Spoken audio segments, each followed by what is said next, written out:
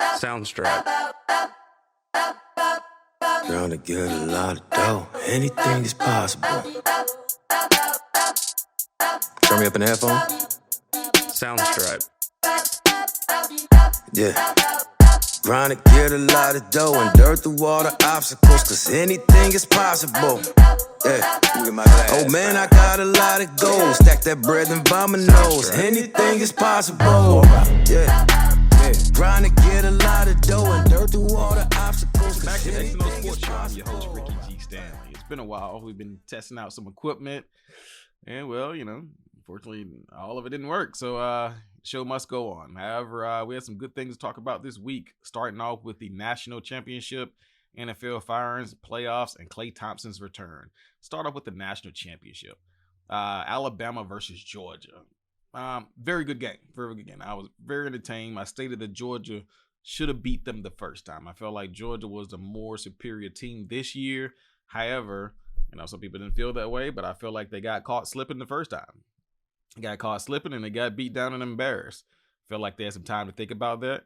Also, they showed this time and came back around. They were more aggressive this year. This time around, they blitzed. They got after him. They actually forced 2 interceptions and had 1 forced fumble, which they didn't have none of that the first time. So, like I said, I pretty much enjoyed this one. They were very more aggressive. They were very physical with the run up front this time.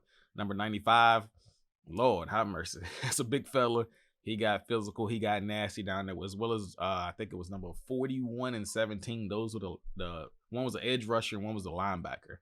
Did a very good job covering up, especially when the front 7, you can stop the run. But if you can't get back there and cover those zones, you leave your DBs out. So it's a lot of space out there to cover if you play zone. They did a very good job of that.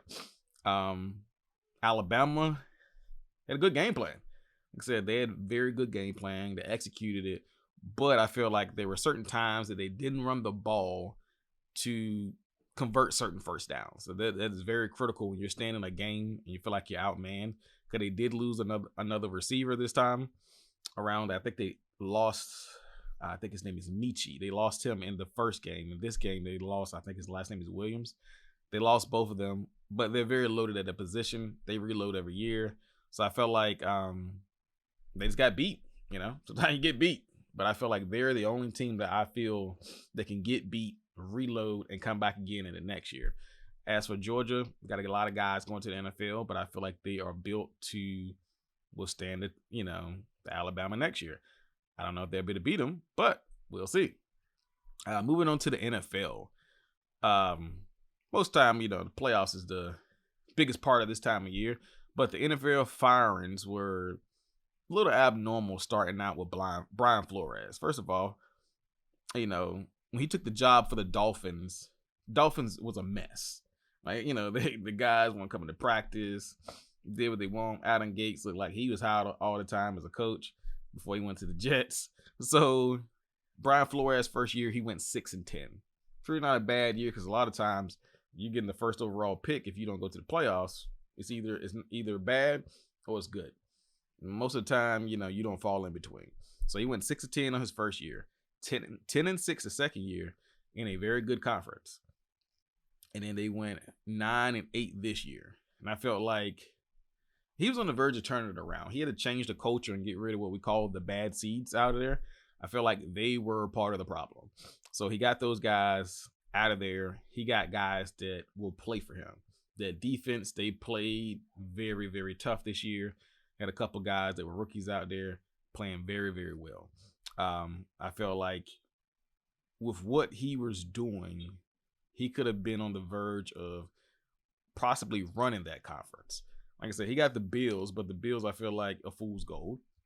The Pats would have been tough, but I felt like with that defense and they would have got some more guys on the back end, they could have contended with the Pats. I feel like the Jets are still going to be trash. So, but they fired him, and I felt like I've seen coaches coach worse, and they get another shot. So, unfortunately, he was fired. Like I said, I feel like they had a better O-line and added a couple pieces this coming up year. I feel like at worst, he would have been 11-5 record. That was just my prediction. I feel like Brian Flores was what they needed, and unfortunately, they got rid of him too early. Unfortunately, that's their loss. However, I feel like that Deshaun Watson thing kind of brewed over, and I feel like that could have had something to do with it because like you got a number one first round quarterback, and all of a sudden you're talking about trading them for another guy. I mean, either you're gonna stand behind your guy or you're not. I don't know who put that story out there, was it Brian Flores or someone else, but unfortunately he's out of there. Next up on the list is David Dudley, and let's be real. They went 4-13, but it was not all his fault. First of all, that place is a mess. Deshaun Watson is gone. J.J. Watt is gone. A couple other guys, D-Hop, he got traded a couple years ago. But that place is in shambles, and he was the scapegoat for the bad decisions that they made this year. Absolutely asinine. They went 4-13, but okay. But they still beat, they still played better than the Jaguars, which had a lot of first-round picks this year. So, David Dudley, I think he'll recoup. He probably jump on somebody's staff as a coordinator, and I feel like he'll get back into the game of coaching. There were other guys that got fired, like Mike Zimmerman and Nagy, which we knew was gonna get fired either way. Zimmerman, I think that they didn't play as good as they should have this year, and I think I had them possibly going to the playoffs. This is way before the season, and once the season started, I had them actually missing the playoffs, which they ended up doing. But the thing is about Zimmerman, he's been there a long time, and I think the fact that he signed Kirk Cousins to the extension, a lot of people didn't like that. You got to win if you make that type of deal. They didn't, so I think Kirk Cousins, you're next on the chopping block. On to the next topic, of course, is our playoff picks this weekend. I can't wait till this playoff football start. My Eagles are back in the playoffs. I'm not gonna lie. I didn't think we were gonna make it this year because we had a brand new coach, new schemes, new guys playing.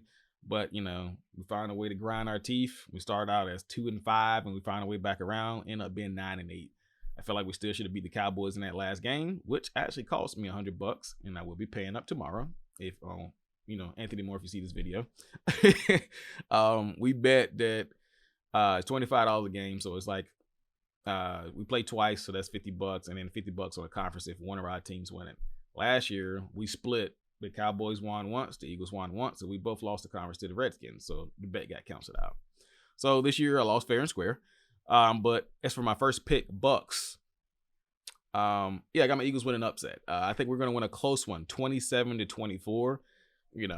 Whether we win or not, that's what I predict the score is going to be. I really feel like Tom is very good, but we're 1-1 against Tom in big games, and I feel like we got a chance to beat him again. Cowboys versus 49ers. Got the Cowboys winning 31-24 against the 49ers. I feel like if they stop that run game and that grown man that plays wide receiver and sometimes running back, if they slow him down, I feel like Garoppolo is going to at least throw 2 interceptions Saturday or Sunday, whatever day he plays. The LA Rams are up next versus the Cardinals. I got the Cardinals in a shootout, 37-34. The Cardinals need this win. If not, that coach will be on the hot seat. He has to get it done this year. This is the first year they're in the playoffs. This is actually his third year as a coach on that team. First 2 years, he did not make the playoffs. I know it was a tough conference, but this year he did. You have to get a win to extend. So AFC games, I got the Chiefs versus the Steelers. Chiefs winning big, 31-17, sending Big Ben home for the last hoorah. Bills versus Pats. Pats defense will stifle the Bills. I've got them winning 27-17. Bengals versus Raiders. Bengals will win in the shootout of 35-31. I feel like Derek Carr is going to air it out. It's going to be a lot of offense, but I got the Bengals winning. Hopefully the young buck don't let me down. Last topic of the night, Klay Thompson. I followed his career since he got out of since he came out of college. He got caught doing something he shouldn't have been doing, but he ended up slipping in the draft. And the funny thing is, that was the best thing for the Warriors. And he's been on, his P's and Q's since then. However, unfortunately, he got hurt. He tore his ACL in the playoff game against Toronto. And then he recovered from that. And then immediately after that, he tore his Achilles. Most people don't get 2 injuries like that in a career. One can ruin a career, let alone 2. And he's on his way back. So he's actually back in the rotation now. Like I said, I follow his career very closely as well as Steph Curry's. But those are two bad injuries, and I'm glad to see him actually back out. I really thought that he was just gonna start out being a shooter, but he actually going to the cup, had a couple dunks in a couple games, and I feel like Klay is gonna find his way back. I know everybody was like, oh, and once Klay gets back, they're gonna dominate. I don't think it's gonna be that quick. They're gonna have to get things in rotation. Draymond Green is out. Poole is coming off the bench now. So everybody has to get their feel for the game. Right now, they're getting smoked at halftime by 40 points by the Bucks. But I just feel like this is one of those games that the Bucks is executing and the Warriors are not. But I feel like he's on his way back. Klay, glad to see you back on the court, my man. Like I said, I followed your career. You've been not maybe number 1 or 2 as one of the best two-way players in the NBA for a while. So congrats for coming back. Stay healthy. I feel like the Warriors have a good chance of fighting for that number 1 seed coming out the West. Good luck, Warriors. As for this hat, it's my Lakers. Clearly I got it turned back because I don't want y'all to see it's a Lakers hat. But we are struggling. But we might get the 8th seed and get smoked by the Warriors. But as long as we make the playoffs, I feel like this year will be justified. Special shout out to our sponsor, Melanated and Educated, product of a extraordinary black woman, raised by a strong black woman. So I wore this t-shirt to represent them. Like I said, I will put their link in the bottom of the video. Be sure to like, comment, and subscribe. I'm Soundstripe. Stanley, and I am out of here. Trying to get a lot of dough. Anything is possible. Turn me up in the headphone. Soundstripe. Yeah.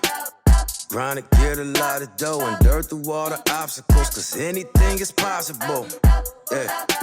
Oh man, I got a lot of goals. Stack that bread and vomit nose. Anything is possible.